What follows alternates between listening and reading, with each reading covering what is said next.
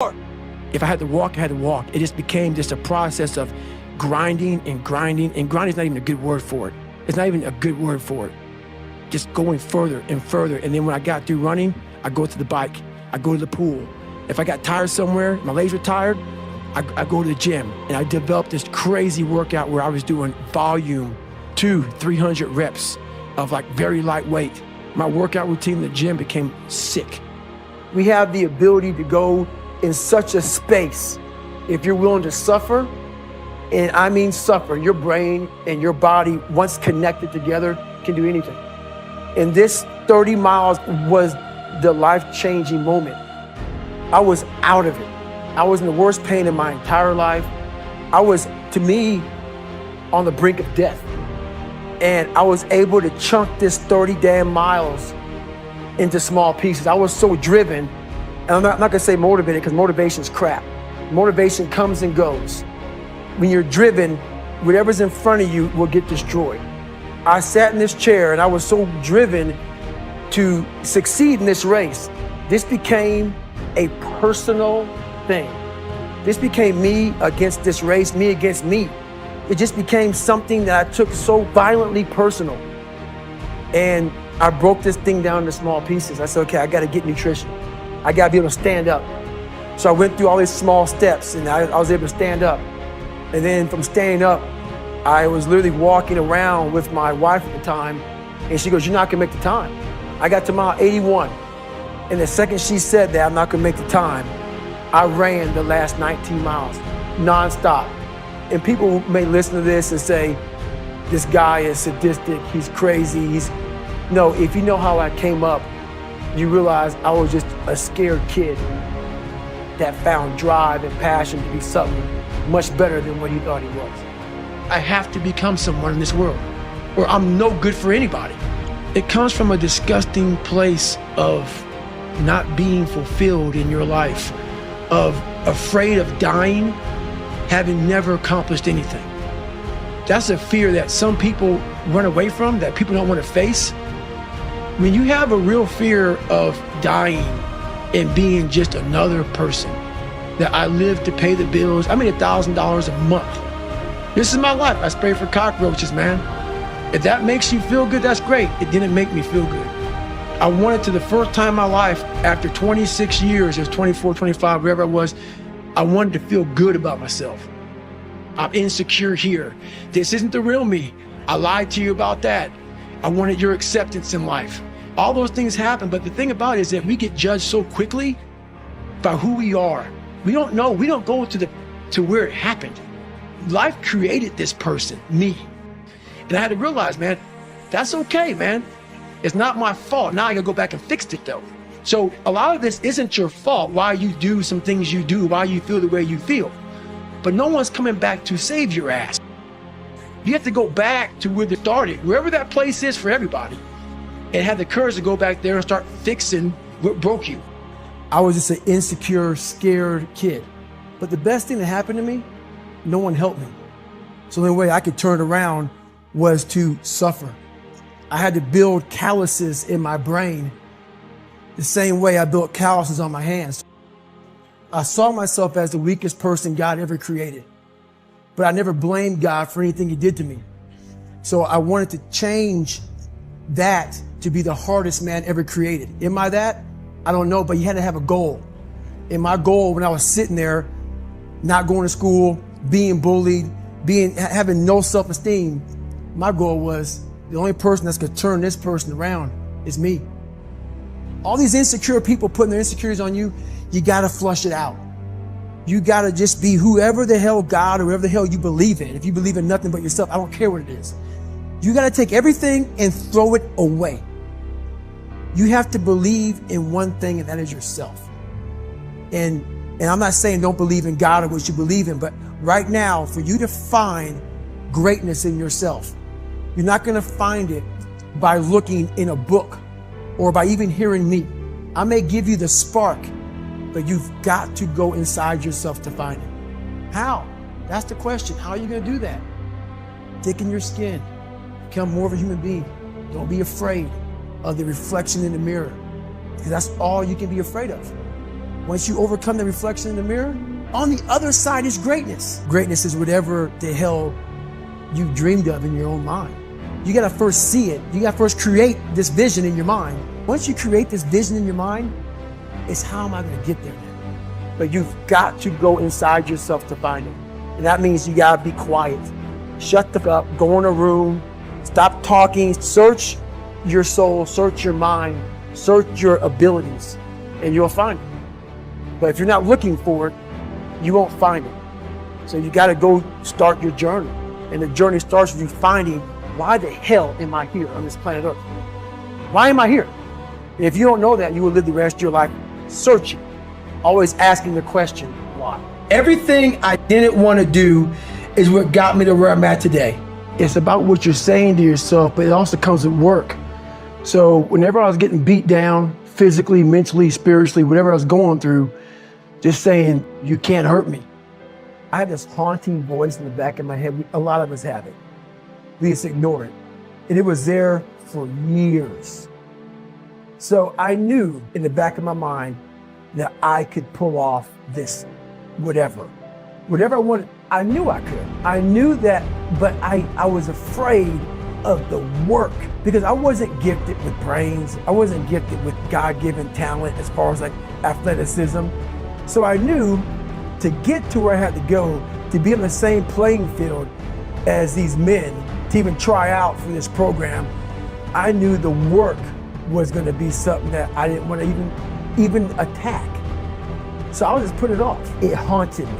That's what I realized for myself was I wanted that comfort zone that everybody looks for, that pat on the back. They don't want to hear all the bad. They want to hear everything that they're doing right. And I realized that's what kept me in this world. That's what kept me in this world of not accomplishing anything. What I did was I became that big, bad, nasty that you don't want to walk into at nighttime.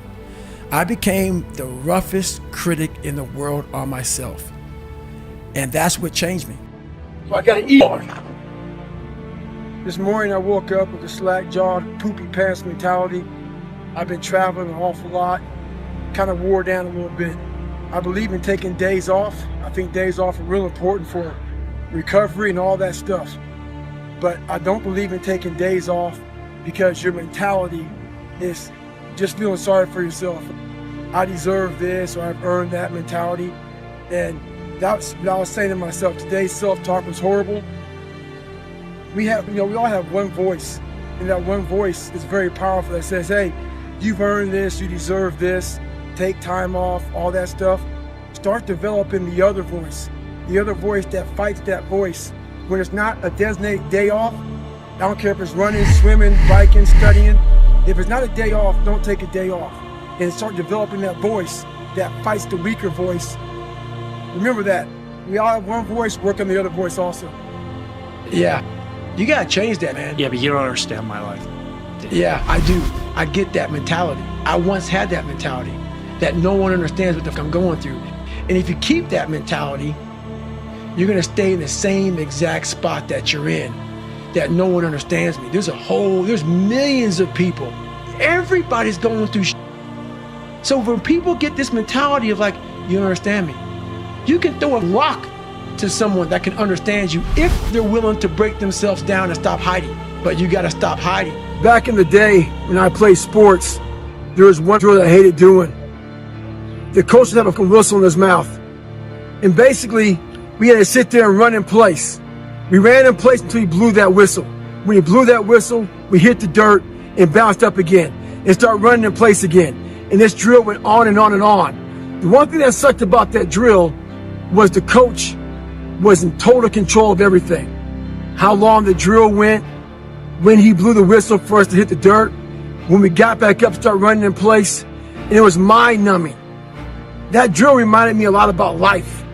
I think a lot of us out here, we don't have control. We don't have the whistle. There's someone out there blowing that whistle, and we hit the dirt. Some of us choose to stay down, but it's that mother who constantly gets up as fast as they can. Those are the mother that make it in life. So it's our job to always be ready for the whistle. So I got a grip. Well, your first thing, like you're fighting We all have two people. We all have two people. And I'm not saying you're crazy. We have the easy voice, which is that 20% telling yourself that I'm easy at 90% of my full potential, maybe 100% at that 20%. That's that voice that we all love. That's that very comfortable voice that's that mommy holding you saying it's going to be okay. Doesn't care how good you are, just loves you. Just loves you no matter how messed up you are in life. That's where you want to be at. So that's that one voice. This other voice that we walk very far away from is the voice saying, hey man, you ain't doing shit. So we try to get this voice out of our head completely. And we live over here in this lane. So what you have to do first is turn up this voice over here. The voice saying things to you that aren't nice. That it's in our head saying, you know what, man, dude, you're not doing shit. When you're in a bad spot in life and your mind is saying all kind of shit, that's who you really are. That's the real you. That's where the growth happens, is when you have to force yourself to stay in it. You're alone. You're alone. You may have a shrink you're going to. You may have a best friend you're going to. But there's 24 hours in the day where you're alone in this brain. And your brain is talking to you in all kind of ways. And it wants to control you and pull you in these different pockets. If you can't control your own brain and your brain controls you, you're f***ed. You got to tell your brain where you want to go and how you want to go and how you want to get there. You got to control it. If not, it's over. I'm trying to find more of myself. And the only way I can find more is to silence the world out as much as I can, because it's getting busier every day. It's getting faster. And the faster it gets, the more you are missing who the f*** you are. So I trap my own mind a lot and say, look, man, I put my phone away, I put away, and I go dark. I go dark a lot, and it's because I have to find out. I'm on a journey of life, and we all have a different journey. I learned how to really find strength in the misery. When everybody's suffering, everybody's all poopy pants and their mentality's down and everything, I started just like, my God, this is where I shine. And I started using all that misery for tons and tons of drive and motivation to then lead people further. Because you can get a lot of power through misery. And once people see that, my God, Goggins is going, then everybody says, roger that. Let me get my shit and go too. So I started realizing that if you can just find strength just a little bit longer, you will have a crew of people following you along the way. Let me sit here and enjoy this pain. She said, what are you talking about? I go, I need to go to the doctor. I realized that. But I never thought it was humanly possible to do what I did. I went 70 miles. At 70 miles, I was dead. I was at 100%, what I thought was 100%. I went 31 more miles after being in the worst physical shape I've ever been in my life. All that pain and suffering and thing was going through my body as I sat in that tub and the water was hitting me. And it was the most amazing feeling of accomplishment. And I want to be numb. I want people to give me pain. I did this. As crazy as it sounds, it was the most amazing moment of my entire life. I will guarantee you one thing about me is that we all talk about time. We don't have enough of it. That's bullshit. What you don't do right is you don't prioritize what is important in your life. And for me training and the things that I do on a daily basis, that's how I start to build my armor. I started finding self-esteem. Once I found that, that's when doors started opening up. I stopped caring about people, that what they thought, being judged. Wow, if I say this, if I started right now, are you gonna make fun of me? I stopped caring about that. And that's when my life started really changing for me, slowly but surely. I saw working out as a way for me to build calluses on my mind. I had to callous over the victim's mentality. I always equated training to mental toughening. It always looked brutal. People waking up early and doing all these things, and it looked horrible. I was like, wow, man, I gotta start doing that. Not to get better, bigger, and stronger, but that is what's gonna build me. That looks uncomfortable. So I know how it is to be alone. You have to be able to flip alone on top of his head. I gained a lot of strength from having a sewer mentality. And what a sewer mentality is how many people can make it out of the sewer alone? with no coach, no trainer, no one to guide you, no one to mentor you, just having a straight up killer mentality, having a warrior mindset, having a round 14, I'm gonna get up mindset. And you have to learn to flip that loneliness into like total like power. And that's what I was able to do. I was able to like, you know what? If I can come out of this sewer that I'm living in my mind, if I can overcome all these things by myself, how much strength will I gain from this? That looks brutal. And getting up early, I don't want to do that. So I made this long list of things I don't want to do. And through that, I found myself. And you gain a ton of strength from it. So that's how I looked at my life growing up. I stopped looking at all the bad things that life handed me. And I started looking more as the ultimate training ground for where I want to go. My mental armor starts to get built up by doing these things that are uncomfortable for me. So I still hate running. You guys are getting up at 5 o'clock in the morning, running over here in this golf course. So I started seeing myself very differently than the average human being. I was like, hold on a second. I have something they don't have. I've never had a lot of people in my life, and I keep my circle real small. It's been my mom, and it's my fiance right now. And the more people you have in your life, the noisier your life gets, the more distractions you get in your life, the more shit you start to hear. Growth comes from a very quiet place in your mind. And when you can organize it, you have to organize your mind. And when you have so much noise and distraction, there's no organization in that. So I believe in keeping my circle real small, and those people know what they get from me. And I know what I get from them, and it keeps me going forward, never stagnant. And that's when I started to develop these things through working out. It was this great, never-ending work ethic. And through work ethic, I developed self-esteem. I always equated working out to struggle.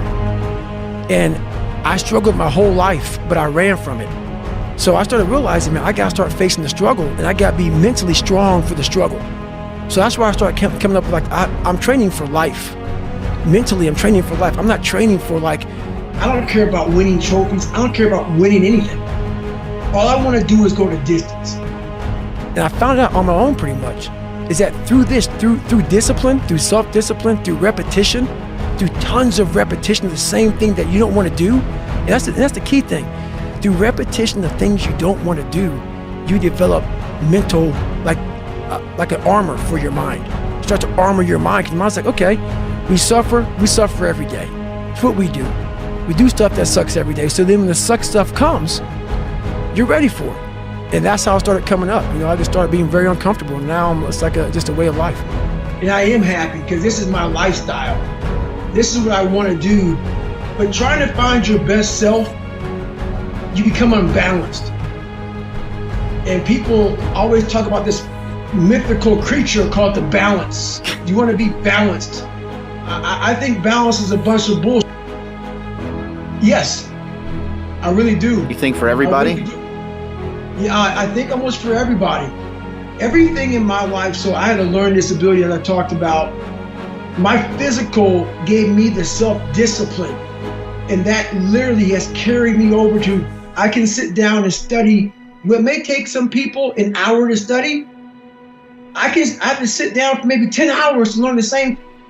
And that's very frustrating. So I always talk about running and swimming and all the stuff I did in the military and pull-up records and powerlifting, all these physical feats. Some of the hardest I do in my life is just learning. But I got that self-discipline from waking up at 3 and 4 o'clock in the morning to go out in the cold weather, to get my run in, to get my lift in, to get my swim in, to do those things. It totally transfers over to my learning. It's that self-discipline you gain from feeling good about yourself by overcoming yourself on the physical aspect of life. But I was because I kind of was preparing myself for the next part of my journey. I don't like to lay in my too long. I give myself a couple of minutes to, okay, we got man the fuck up. We got to get back, what's next? Let's go see, let's go back to college. Let's do something, because you're running and your athletic career's done. and this was like literally a trained skill for me, was I'm always preparing for like not being a bitch. Like a lot of people get to a point, like for instance, like if Jennifer can't do something, like if she can't go for a run or whatever, just like because something's wrong, like some simple shit, it's gonna bother her. I got to a point in my life where I realized this is life. And so I move on past things real quick. So people are like, oh my God, what are you gonna do, David, if you can't run? I'll swim, or I'll go to college, or I'll do something else. This isn't my life. I'm very aware how quick life can take from you. And I've always prepared my mind for the next chapter. And what happened with me was I started this thing called front loading. So when I was young, I used to be a little piece of shit. Oh, I'm not good enough. I can't do this. I can't do that. But the second I got my head out of my ass and I realized, man, you can achieve a lot of if you get off your ass and you start moving and you start motivating yourself. Start becoming a self-motivator. So I started front loading. And front loading is people are like, man, you've done so much by 47 because I don't know what tomorrow's going to bring me. So my military resume is fat. You know, I did a lot in the military. I did a lot outside the military. I've made money. I've done almost every race out there, hard race in the world. I've broken pull-up records. I've done a lot of shit. So when these bad times come, and also not not only that, like work your ass off so you can enjoy. Yeah, you're taking a shot. You know, you may not live to be old, but what if you do? And you worked your ass off when you were able, and you were able to get up early, able to grind. If you front load it properly, the back half of your life is money. And that's what I did. Work until bad times. If you pan it down here, you see it's about 3 o'clock in the morning and there's not a car or a person in sight.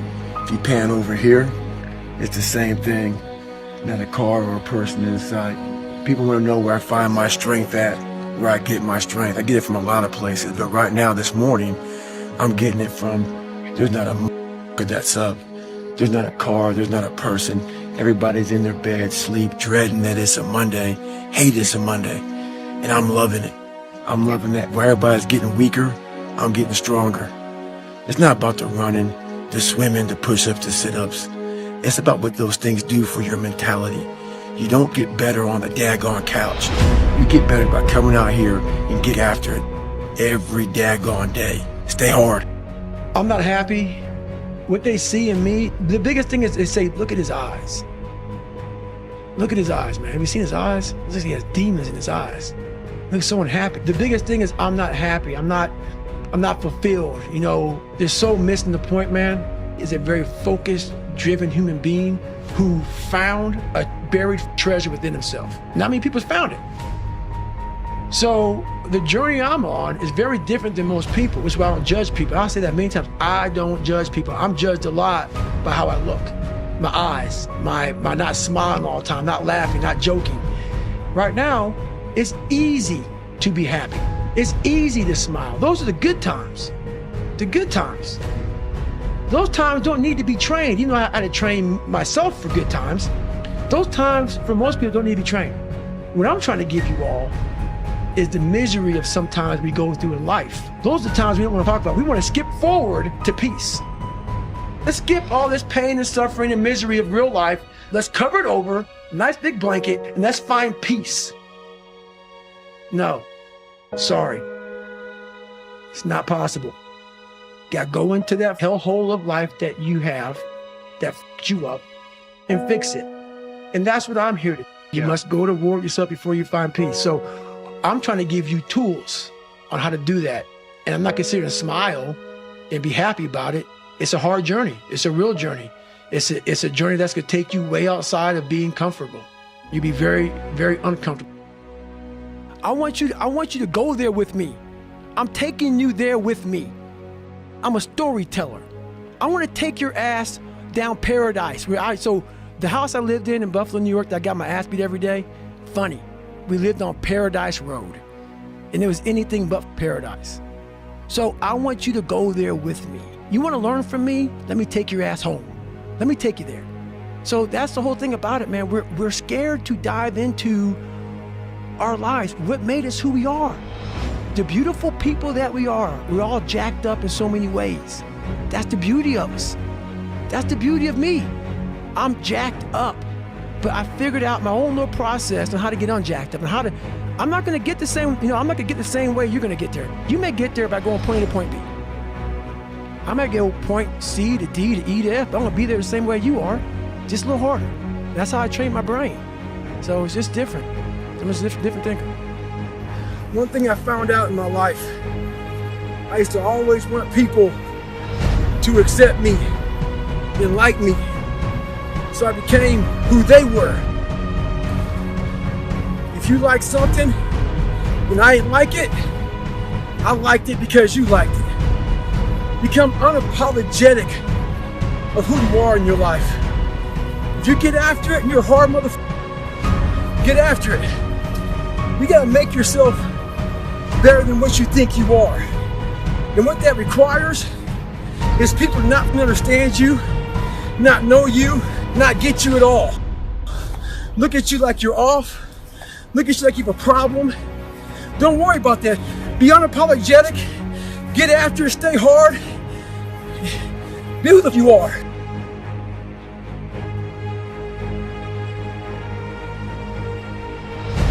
So basically, I start running and I get to about mile 40, mile 50, and I'm feeling pretty good. I get to mile 70 and it was the worst pain in my life.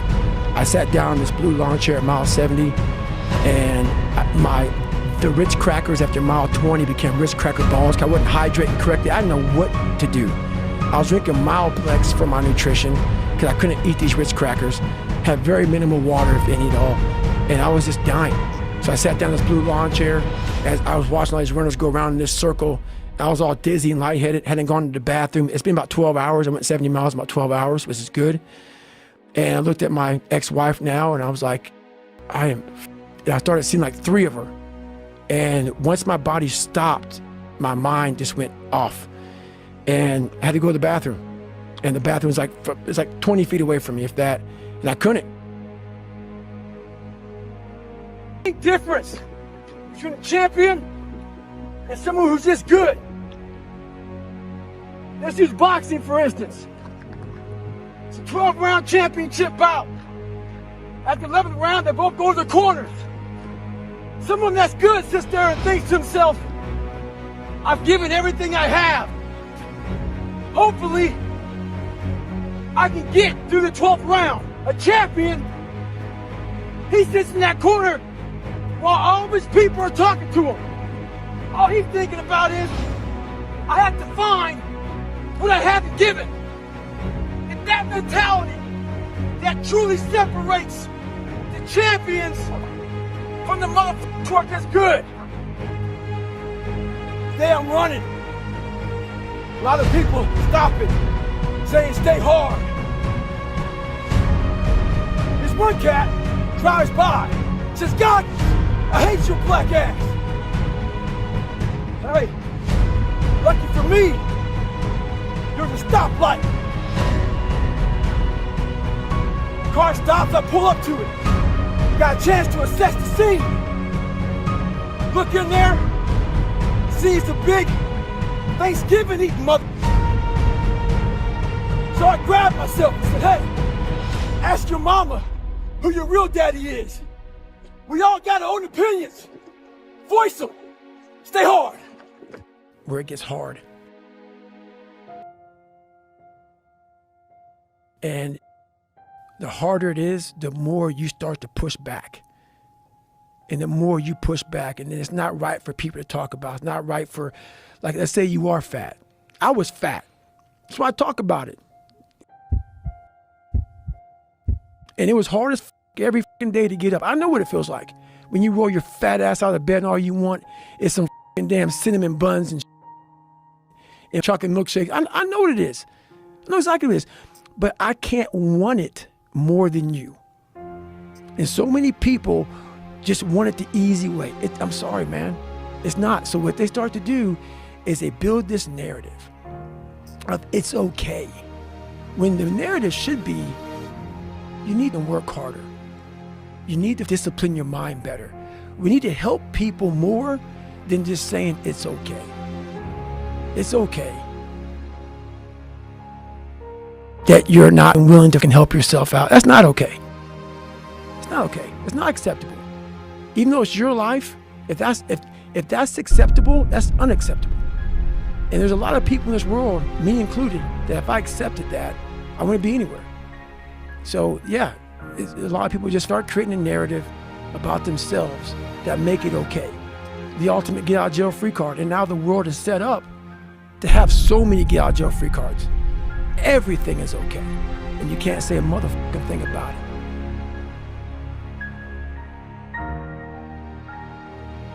Well, the big thing that got me lifting was my self-esteem was real low. So I hid behind that big body. So I was 175 pounds before I became that 300-pound guy. And the reason why I became big was to hide my real soft, insecure, fearful of everything self. And being a large individual, it scared people away from the real soft David Goggins inside. So I built this humongous exterior to keep away the enemy because my mindset wasn't what it is now. When you know these things about yourself and you know that you're hiding from certain things and you know why you became big. I didn't become big for the love of the sport. You know, it wasn't like, you know what, I just want to be some jacked up cat, man, walk around, eat, 10,000 calories a day, bring around my, 8 gallons of waters at the gym, sit down with my damn smelling salts and just get after it. I love that part, but it was hiding a lot of shit going on in my life, in my personal life. So that big guy became my armor, became my shield, so people wouldn't pick on me anymore. They'd be scared because I would, just either just beat the out of them or just eat them, whatever first.